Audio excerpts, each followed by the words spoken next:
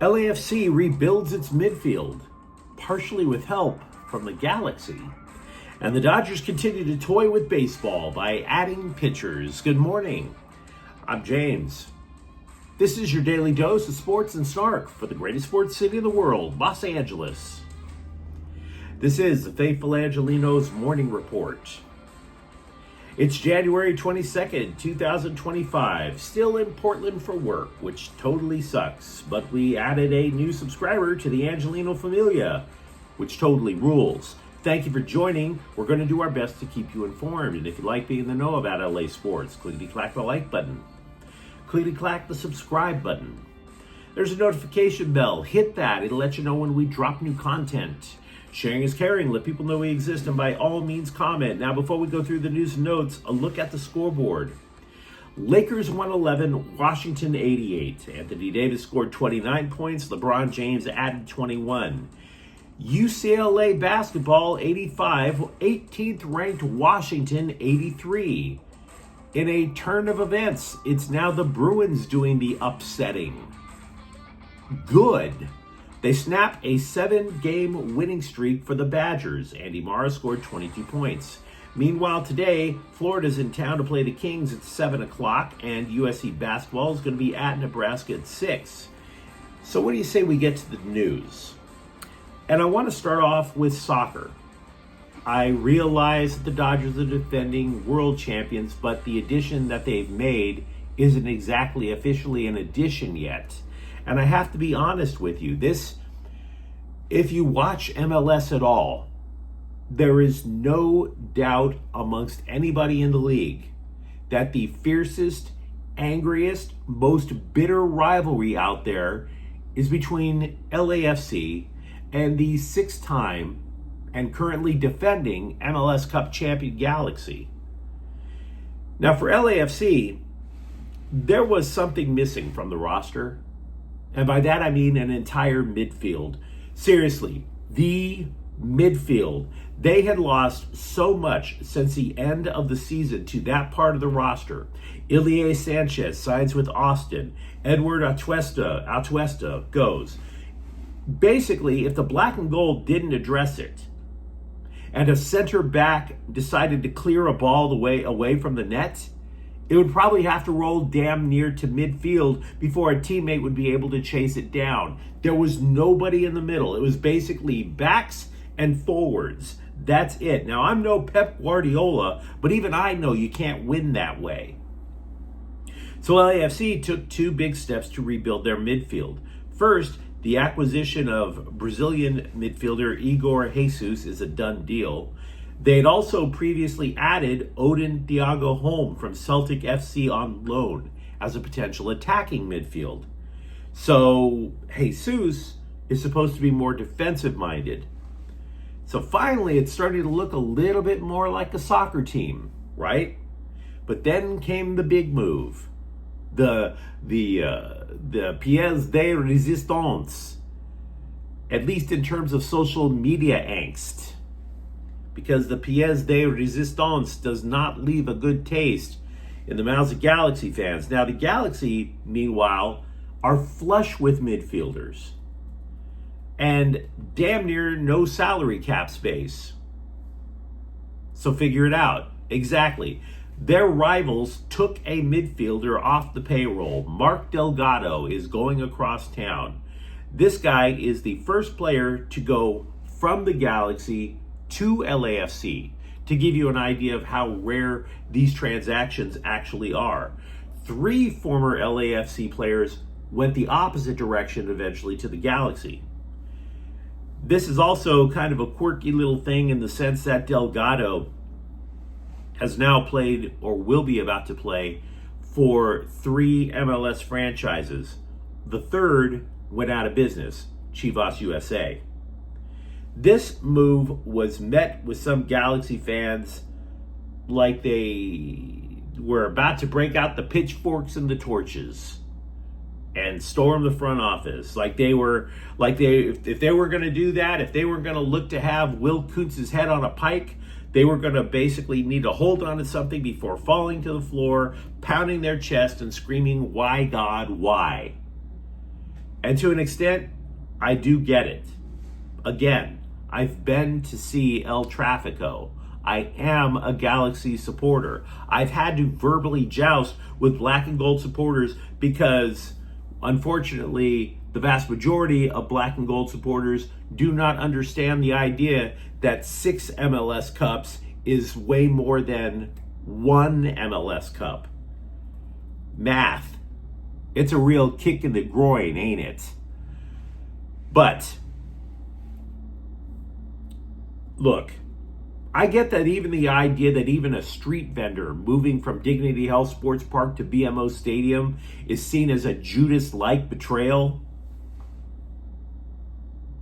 I don't care that much about Mark Delgado going to LAFC. He's not a go-to guy. He's very helpful. You like having players like that on your roster. The dude only had 1 goal in 33 matches last year.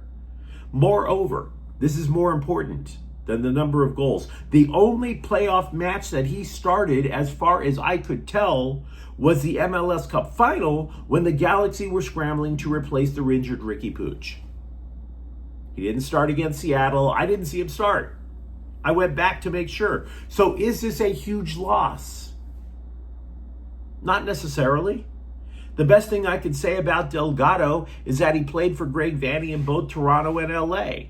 He's the guy who, when he's on the pitch, he's the one who implements what the manager wants because he already knows as he's going on. He's the one to communicate it, the one to implement it. But bigger picture. This was a move both sides made to solve some of their most glaring problems. LAFC needed a midfielder. The Galaxy needed salary cap space. Nobody else was going to take Marky Delgado. And for that matter, I was sitting there reading the names of players that the Galaxy would have rather sent to other teams. Nobody was going to take some of those guys. I was reading a report, and I don't know if this is true because the MLS salary cap is so bloody confusing. I was reading a report that said that the Galaxy got up to $1 million in salary cap relief by sending Delgado away. Now, $1 million doesn't mean much in terms of the NFL or Major League Baseball. It means a lot in MLS. So I have one thing to say to Galaxy fans who are angry about this trade. And once again, I'm a Galaxy supporter. Do you really think this hurts the team, or is this really about your pride? Because if it's your pride, you might want to reconsider your anger at Galaxy General Manager Will Kuntz. And that's the memo. Tough love to start off Wednesday. You know, it was only Sunday when we Dodger fans sat back in our chairs, rubbed our stomachs, and hoped that the glass of water we drank would break down this off-season feast, right? And let me tell you, that 7-course meal of victory after victory, it included extra helpings of spite, which is always delicious. The helpings of spite from our evil neighbors down south in Slime Diego. And that also includes some appetizers up from the people of Scum Francisco. From all the haters, we just ate up all that hate, and it was so effing tasty. But it was not only from the entirety of the United States. No. We got the entirety of North America. It was like we had a stack of Padre Malice pancakes piled sky high, and then we topped it off with hate syrup from Toronto. Delicious, absolutely delicious. Then we're like, we don't need any more, we're good. And Andrew Friedman pulled out the dessert tray. The LA Times is reporting the Dodgers are about to finish a deal on Kirby Yates, a reliever with an ERA of 1.17, 33 saves last year for Texas. Now, to be clear, he's not particularly durable. He's had elbow surgery, which, as far as I'm concerned, what Dodgers pitcher hasn't had elbow surgery? You know, you join some clubs, you have to have a secret handshake. You joined the Dodgers, you had to have had elbow surgery.